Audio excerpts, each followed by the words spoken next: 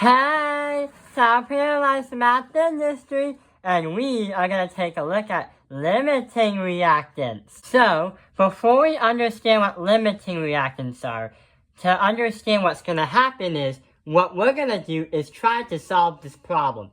And we will get two answers. One is going to be the limiting reactant. And we'll go on from there on why is it called that, what is it even that, and how does it even work? So let's get started. So calculate the mass of H2O water produced when 8 grams of hydrogen and 24 grams of oxygen react. And here's the formula. What's going to happen is we're going to create two equations.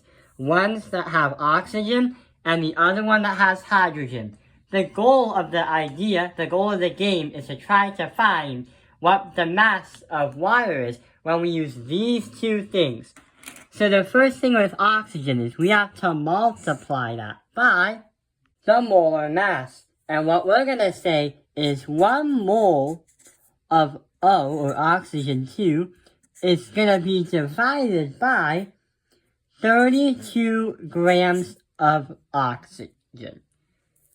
32 grams of oxygen is going to be 1 mole of oxygen. Then we have to multiply that by the ratio of the elements. What that means is we have to compare oxygen to H2O, oxygen with water. So here's what's going to happen. We're going to say 1 mole of O2 on the bottom. And what we're going to do now is compare it with 2 H2O.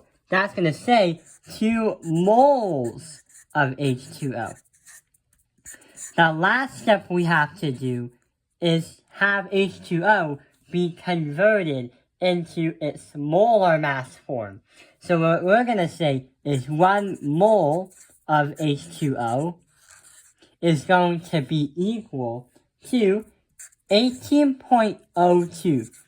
The mass for H2O for 1 mole is going to vary by decimal. But in this video, we're going to say it's 18.02. If you do the math, you do this times this times this times this, divide by this, divide by that, divide by that, we are going to get an answer of 71.49 grams of H2O. That is for oxygen. But the thing is, in order to understand the limiting reactant, we have to now do that with hydrogen. So with hydrogen, we have to do the same process. We are going to multiply that by its molar mass. So 1 mole of hydrogen, 2, is going to be equal to 2.02. So just like oxygen is 16, but we did 32 because we have 2 oxygens.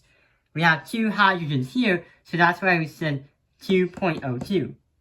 Then we are going to multiply that by the ratio.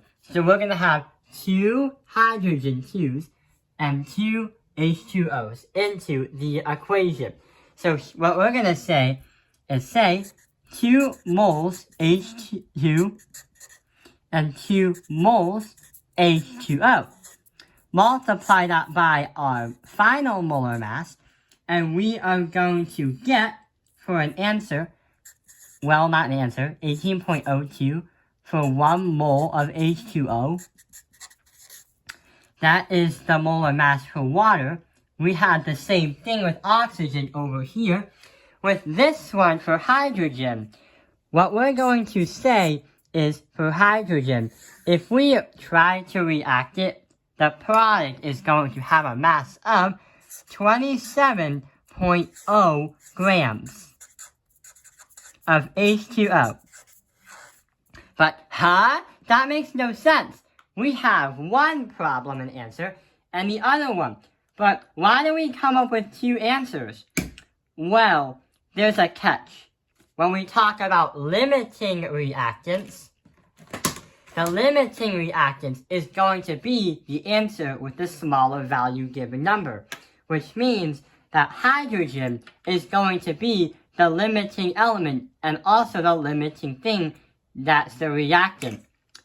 Hydrogen can be proven that it's because it's the smallest number out of the two problems, out of the two answers. So here's what we're going to say. We're going to say that how is this the limiting reactant? Well, to put this in another perspective, even though it's the smallest number, with oxygen, it also has its name. Oxygen is going to be called the excessive reactant. So we're going to write here the excessive reactive.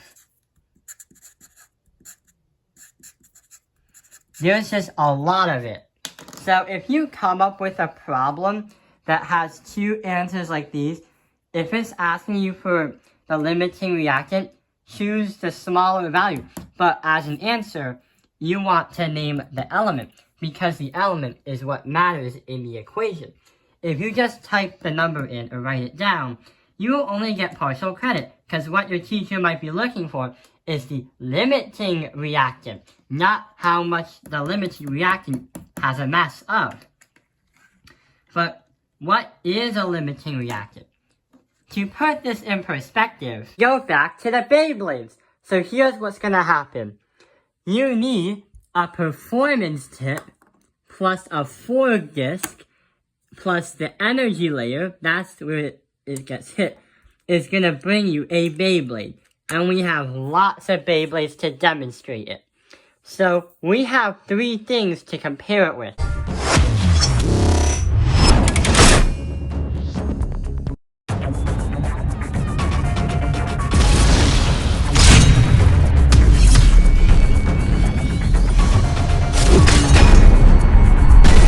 Reactants, products, and extras.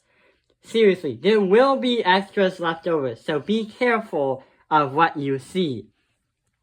So let's do an example. We already know that the reactant can be this stuff right here, and this is the product right there. So here's 1, 2, 3.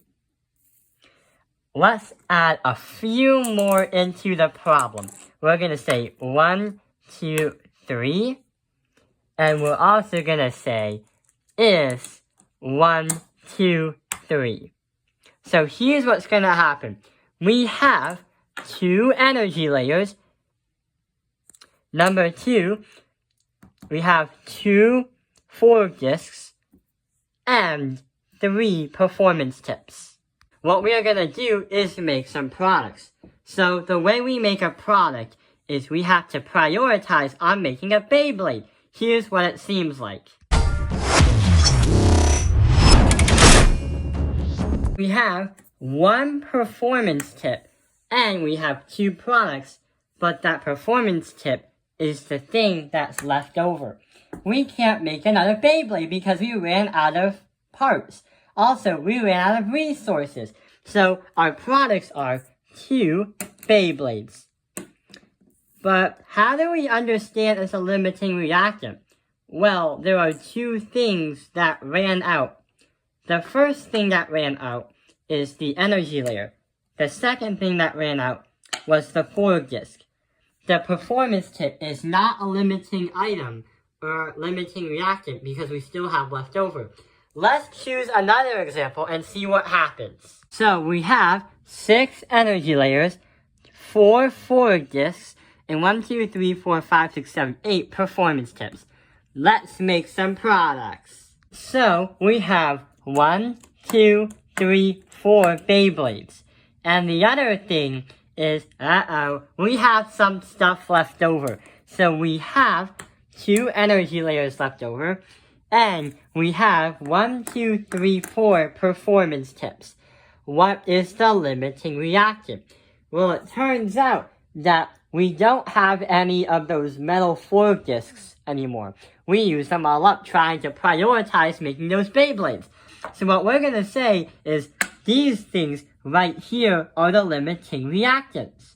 Because this is the first thing that has run out. Therefore, we cannot make another Beyblade. We ran out of resources. So if we have the general question with performance tip plus forklift plus this energy layer equals a Beyblade, we can't make the entire Beyblade unless we have all three parts. And if we ran out on this, we can't make one. That's the same thing as saying we have this equation right here, and we have this right here and that right there. The reason why hydrogen is the limiting reactant is because it has the smallest mass.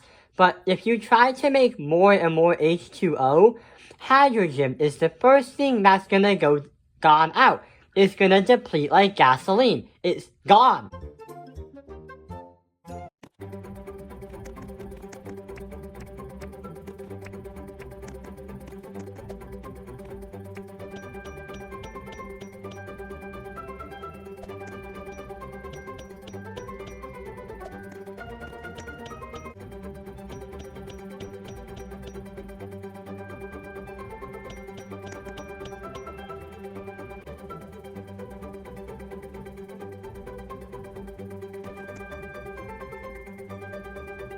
It's gone. So that's why hydrogen is the limiting reactant. Remember, the limiting reactant is something that goes out first, so you have nothing with. Also, you can't make any more of that product unless you have more of that limiting reactant. I hope this video has helped you understand the limiting reactants. Thank you for watching Tao Opinion Lights Math Industry. Like and subscribe.